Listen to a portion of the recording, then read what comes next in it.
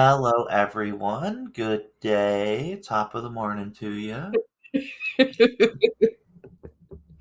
I had to say that because of the topic that we're covering and the fact that we're recording this on St. Patty's Day. St. Patrick's Day, also known as All Snakes Day. Yes. Just kind of diving right into this one. Uh, a lot of people, when they think of Celtic mythology, they automatically go to like Ireland and Yeah. Scotland, but it's actually wider reaching than that. This episode is not going to be all encompassing with every detail, but I really, we kind of talked about doing an episode for the mythology, Yeah. and this could honestly be more than one episode. So if you guys want more information on this, feel free to email us and say, hey, do more detailed videos on Celtic mythology. Yeah. Well, we can slowly go into all of the not extra, but um creatures and stuff like that. All right. Well, yeah, and we'll cover some of that today. Uh, and honestly, in some of my research for this, I found out a few things that Yeah. I think you would find fascinating. And when I mention it, I hope to see shock on your face and like just your unadulterated pleasure. Okay. So the first thing we need to talk about is who the Celts were, what Celtic actually means. Yes. So the Celts it's a collection of Indo-European people in Europe and Estonia, identified by their use of the Celtic language and other cultural similarities. Major Celtic groups include the Gauls, which I Mhm. did not realize were technically Celtic, I can see the it. Celberians, the Galaici, Okay. the Britons, the Gales, Okay. the Picts, the Boii, and that's how it's pronounced, and it's spelled Boii, Okay. and the Galatans. Um, so, like I said, when we mostly think of Scotland, Ireland, Wales, Britain, and a smidgen at the top of France, but really it like goes a lot further than that. The earliest use of the word Celt as a collective term was actually used by a Greek geographer named Hecatus of Miletus in 517 BCE. Okay. Sadly, because of militant Christian practices and the fact that a lot of the stuff was orally shared, because they didn't believe in writing things down. They did have a written language, but it wasn't like as we have today, where most people or a good portion of people know how to read and write. It Yeah. was basically a you need to know it, so you know it, and that's the only people that knew it. Where like if it was required by their jobs and duties. Yeah. So the traditions were passed down, and a lot of the stories were passed down by bards and by druids. hmm That's like But with a lot yeah, of cultures. uh, that being said, on the plus side, we did have a thing where the Christians that did go in. So Ireland specifically has been amazing about this historically. And Yeah. Ireland is where we have a lot of the like Ireland, Wales, and Scotland, which is why we predominantly think of them as Celtic, is because hmm they have done this amazing thing of incorporating a lot of their beliefs as far as the mythology and uh, cultural stuff. And they kept it alive. They incorporated it into basically their brand of Christianity. where Yeah. a lot of times you had Christian armies and stuff coming through and taking over land and taking over people or converting the king and him forcefully converting people. You had this amazing thing where the Celts said, okay, we're not going to take it. We're not going to lose this. We're going to keep this and we're going to keep it alive. Yeah. So a lot of times you'll have where they actually incorporated the mythology into Christianity and the mythology together and meshed it up. So we don't really what we do have. A lot of the stories were written down by monks and were copied by Mhm. monks, Christian monks. So we were able to keep a lot of the mythology there. However, because of that, the certain uh, people were changed to being saints, or certain people were changed to being uh, monsters. Some of them were monsters, but we just had like a big evolution of this is what how things were, and this is what they became. So it's kind of a blessing and a curse because we don't have the original stories, we don't have the full original myths, but we do have some of it. Yeah. Uh, and so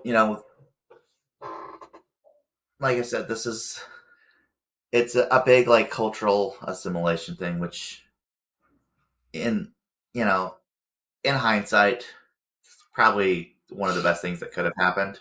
Many of these stories and characters that were absorbed by the Catholic Church, you've seen, or they've had influence on a number of different books, TV shows, Yeah. movies, and songs. Um,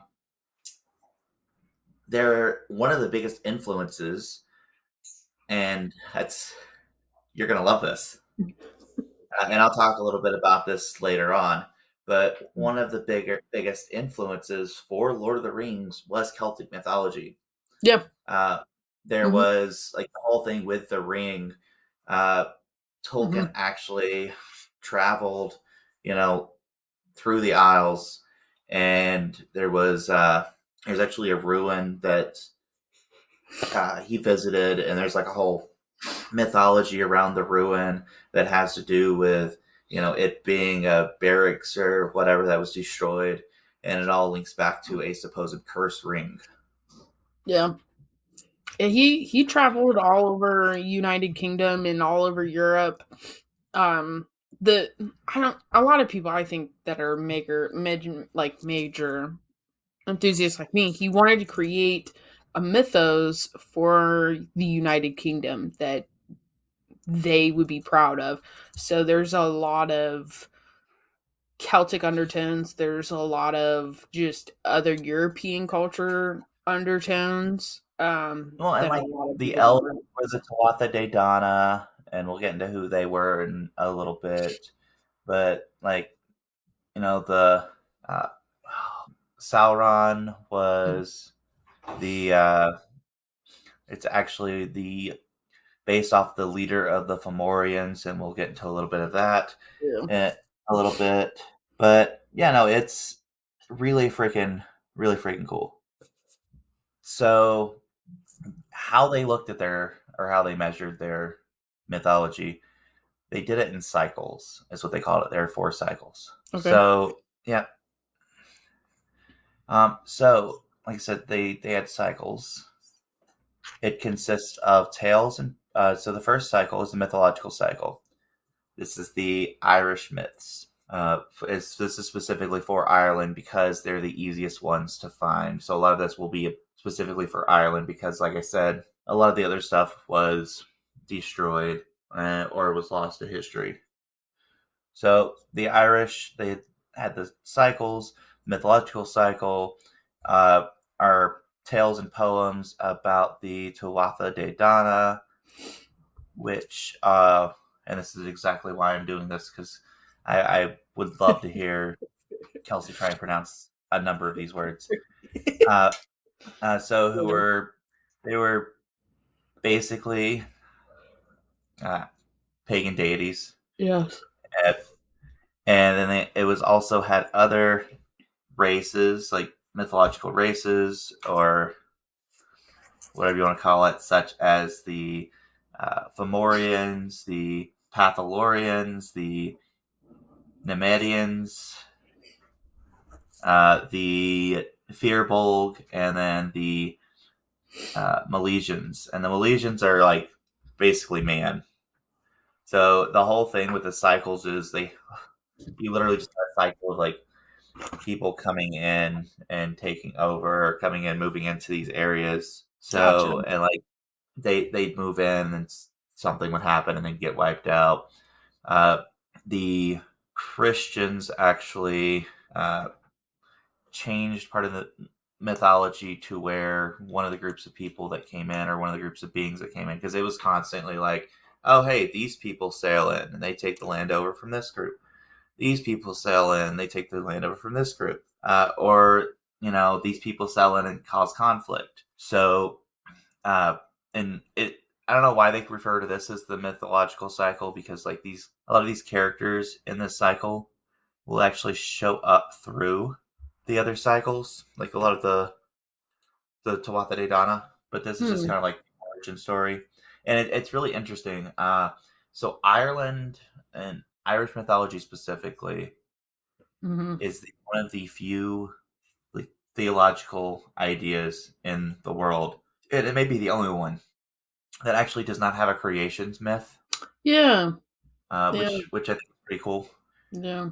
But after that is the Ulster cycle, which is the people of Ulster, and it talks about like certain characters influential in that. Uh, so you've got like a lot of it. Now I'm blinking on his name. Circles around one in particular person, and because I for some reason didn't write this down. Uh, Solid.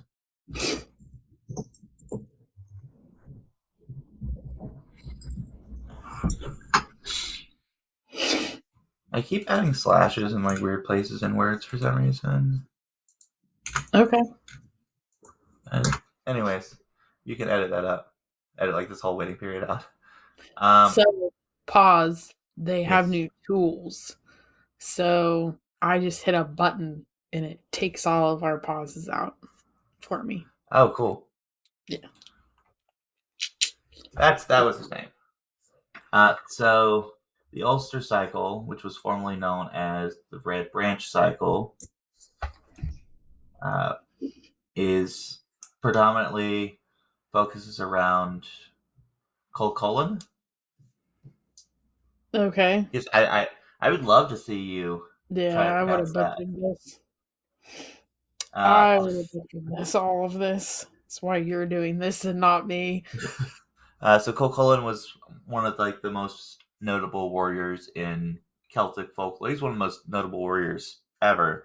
The exception of, well, as far as Celtic mythology, the second most noted warrior is actually the main person for the third cycle, which is the Finnan cycle, which has to do with Finn McCool.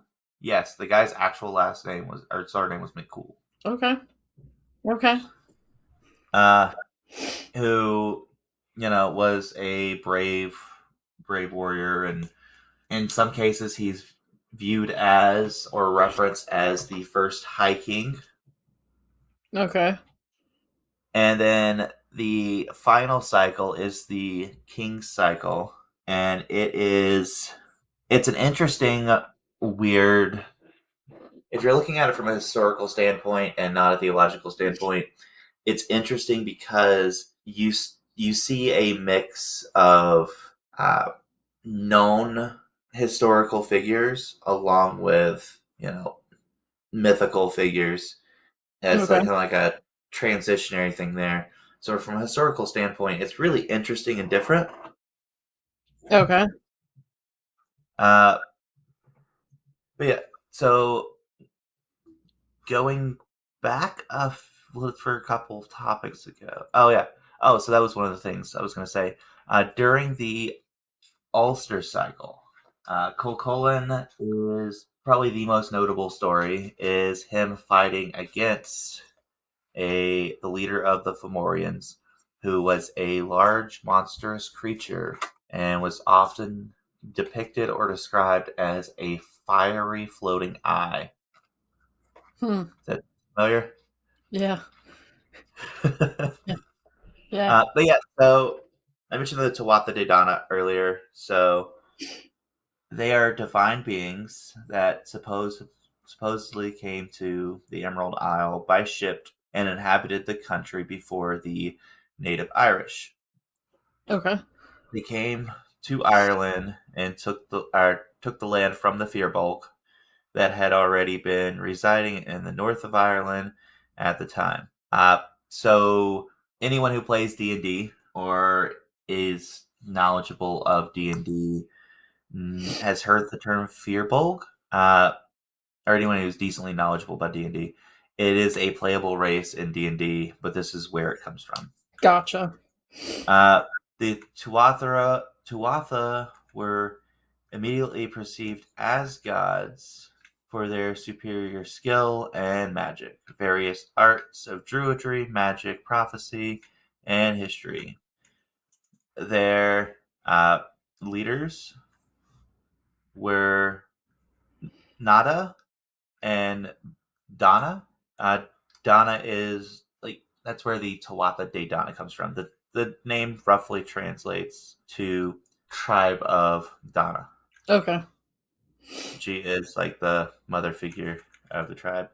Uh, Gotcha. Nadu Nadu led them in a war against the Firbolg, uh, taking over the country. Many of the Tuatha died, but thousands of Firbolg died, including their leader O'Hare MacArc. And O'Hare, by the way, is spelled Eochai. Okay. Yeah, like I said, I would have loved to see you pronounce them. Yeah. There's a reason why you're the Uh, person doing this. they allegedly came from another world and Okay. ended up going back there. They pushed out the semi-demonic race called the Fomorians. Okay. They're the king and their king Balor. That Balor is the one that's the floating eye. Gotcha. The Fomorians reside on the outskirts of Ireland. When the Tuatha De Danann were defeated in battle by the Milesians, Bye. uh, they were forced to go underground in the Sheed. The Sheed is a chambers under Ireland's surface, and this is all based off of like the um, stuff that the Christians wrote down because you know they think that people can kill gods or people can force gods into hiding. But regardless, they depending on what type part of mythology they left for the land of eternal summer, like flying over or sailing over the ocean to a new land, like the Went to the elves west. did. They went to the west. Uh, They do. which they also sell to the west. Uh, The land of in the some undying. tales, yep. Uh,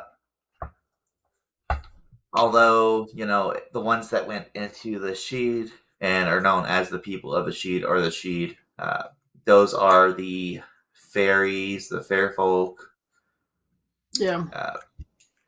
So they stay there, but still come to the surface of the world on special days like Samhain or Beltane, which respectively are what most people commonly know as Halloween and May Day. Yeah.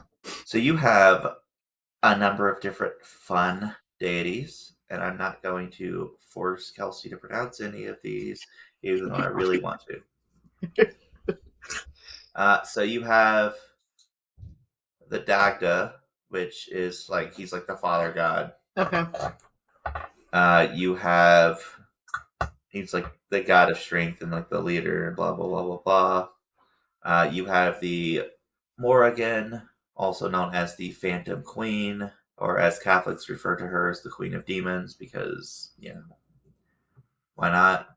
But she deals with death. She is the goddess of death, war. You have Lu, who is the god of many skills. He's like the craftsman, so, you know, Forgot to. this is the arts and crafts god. Yay! He's also skilled in like a number of different weapons. You Got. have Bridget, who, of course, anyone We have who actually is talked about. listening, do it. We've actually talked about her. Yep. So she is, you know, the is now known as Saint Bridget. Yep. Um, you have Kaliak, who is the goddess of storms and weather. I mean, it makes sense to leave a woman in charge of weather. I'm just saying. It might actually be right for once. Just saying. I was just going on the whole it can change on a dime. It can. Well, especially where I'm at. Holy shit. Piss her off, see what happens. Yeah, holy shit. You have Mab or Mabe, who is the queen of the Tuatha De Dana. You have let's see who else we have here. Dien Kitch, and who is the son of the Dagda, and is the god of healing. You have Iru, and Iru is also known as Ireland. She is the goddess that Ireland is named after. Now you're going to talk a little bit about Danu. You have Kernanos, and a lot of people who have any memory of like Irish mythology or Celtic mythology, uh, or if you've ever been in the occult section of a bookstore and have looked at books, will recognize depictions of Kernanos as the horned god. He's typically sitting cross-legged, has large antlers. He's associated with like the stag, the god of the hunt. You have actually, you know what? How would you pronounce this, Kelsey? I'm going to do this to you, Okay. just because this is fun. Aengus. Me. Agnes. That's Agnes. Angus. Angus. Angus. Agnes. Angus. Yeah. Angus. I was close. So Angus is there, I was close. but yeah. So Where am I going? Angus is the god of love. Okay. It's a weird name, but all right. You have Manannán Mac Lir. Manannán Mac Lir. McGlear. Got it. No, Manannán Mac Lir. Lir. Not what I thought you said, but continue. Uh, Manannán Mac Lir is basically he's the god of the sea. It roughly translates to man of the sea. Okay. I thought you said queer for a second. I was like, what? Yeah, Manannán Mac Queer. What are you talking about? No.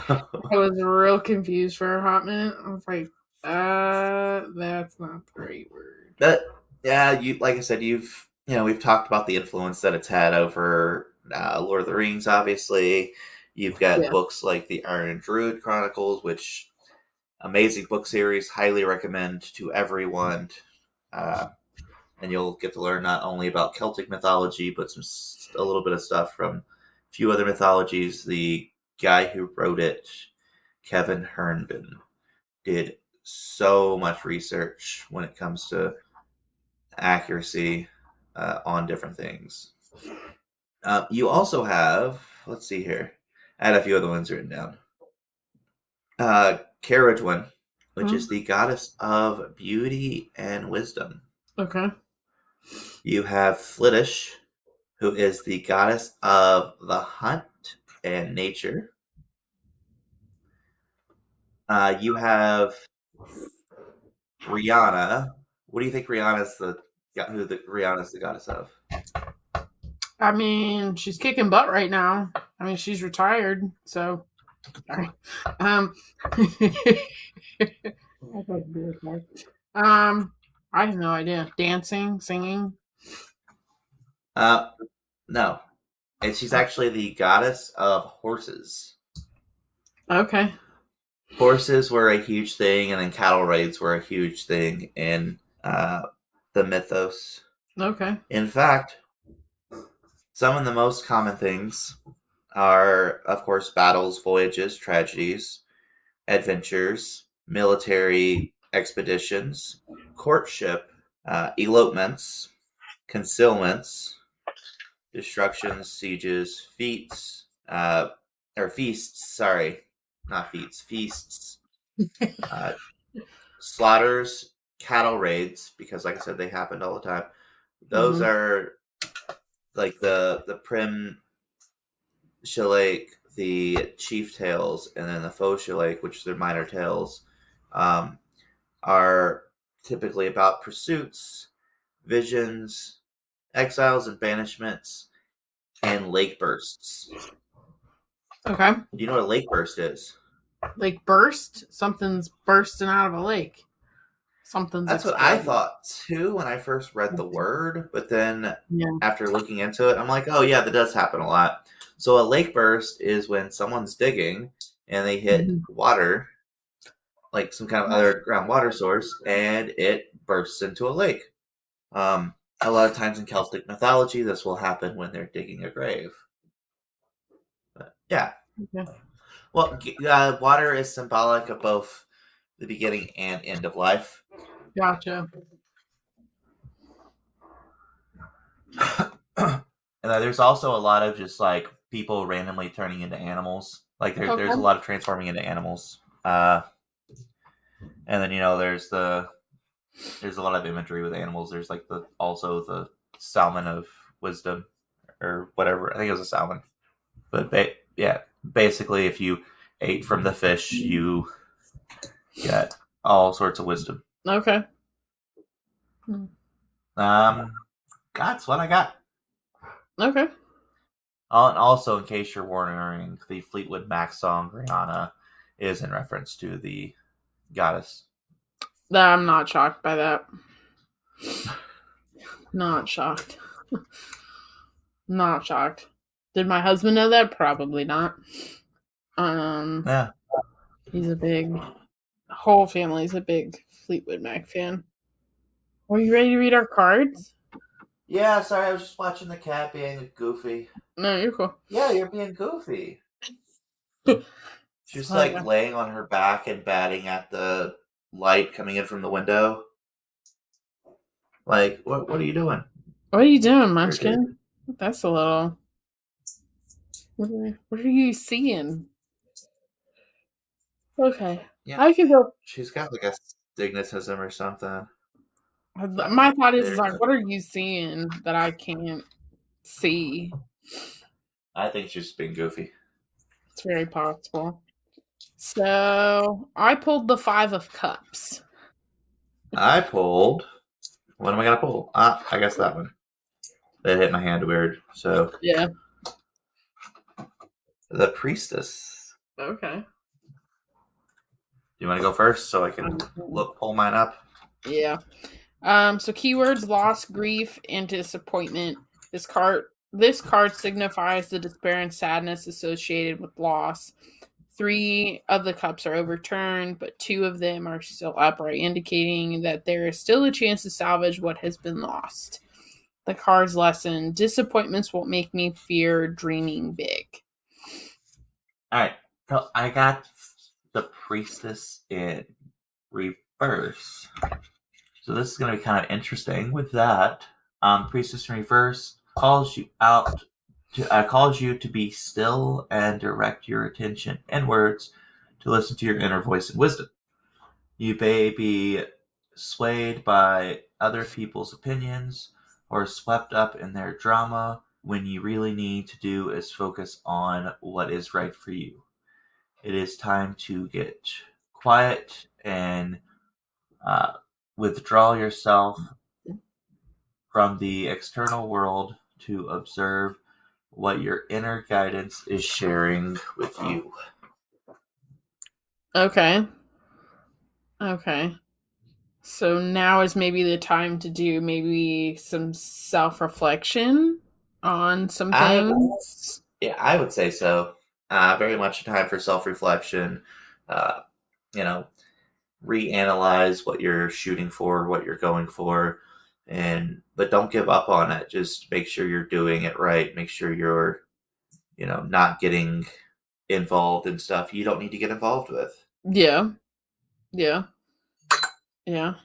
And maybe it's okay to grieve things that are not normal to grieve. Everyone thinks that um grief means that someone has died, but that's a lot of different things.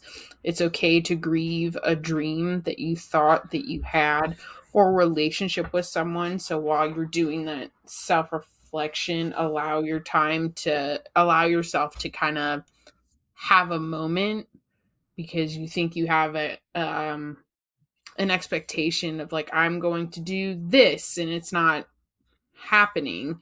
Well, you have to kind of grieve that thing that you thought that you had, whether that's a relationship with someone or anything really, a dream. You thought you wanted to be an astronaut. Well, you're not smart enough to get into NASA type stuff. You gotta grieve the dream you thought you had. Yeah, because it's and that's okay. It's things don't Yeah. always work out the way that we want them to, and they work out the way they're supposed to work out. So we just need Yeah. to do what we can to accept things the way they are, and put on your big boy britches, and keep on keeping on. Yeah. Yes. Yeah. So I So, think that sums us up for today. yeah. Don't forget to like, rate, review, subscribe, God, tell a friend, tell a friend. Join check us on checking mental boxes. join us on Facebook and Instagram where you interact with me. Um, and if you have a topic recommendation, book recommendation that you think that one of us would like, or honestly, if you're having a mental health day and you need somebody to talk to and you don't know what to do, you can reach out to us at thewaywardragons@gmail.com. Our next episode, we're going to be talking about different types of witches. So, like kitchen Which witch are maturity. we talking about? Yeah. So, um, we'll kind of do a deep dive into that sort of stuff. So, yeah. So, until next time, I'm Johnny. and I'm Kelsey. Bye. Bye.